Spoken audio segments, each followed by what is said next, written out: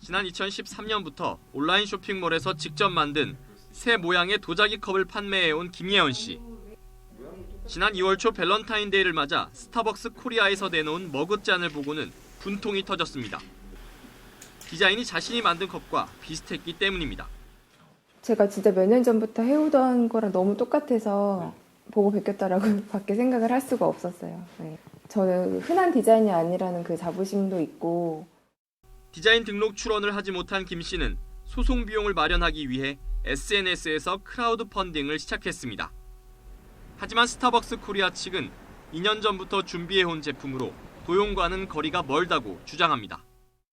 근본의 머그 상품은 2년의 준비 기간에 걸쳐 번역적인 새의 특성을 이용해 두 마리의 새가 서로 포옹하는 발렌타인데이 컨셉에 맞게 출시되었으며 그 어떤 작품을 모방하거나 특정 작가의 아이디어를 침해하는 행위는 없었습니다. 이 같은 디자인 도용 논란은 법적 공방까지 이어지는 경우가 적지 않습니다. SNS 통해서 고객분들이 이 상품이 있다는 걸 알려주셨고, 그래서 저희가 이거 직접 보고 사실 너무 황당하고 억울해서 SNS에 이거를 공개를 했고요. 그럼에도 불구하고 그 상대 측에서 저희를 명예훼손으로 고소하게 되는. 이미 국내 디자인 관련 심판 청구 건수는 최근 3년 동안 300건 이상으로 꾸준합니다. 또 지난해 디자인 전문회사 가운데 지식재산권 관련 피해 경험이 있다고 답한 기업도 35%에 달했습니다.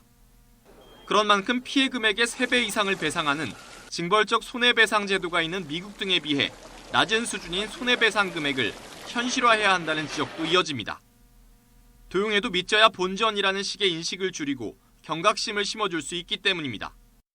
손해배상 금액을 좀 더 높인다든지 또는 손해의 입증에 대한 책임을 좀 더 완화해서 그 권리자들이 자신의 침해 사실을 법원에서 주장할 수 있도록 하는 것. 더 나아가 지식재산이 존중되는 환경을 만들기 위해 교육과 홍보가 더 강화돼야 할 필요가 있어 보입니다.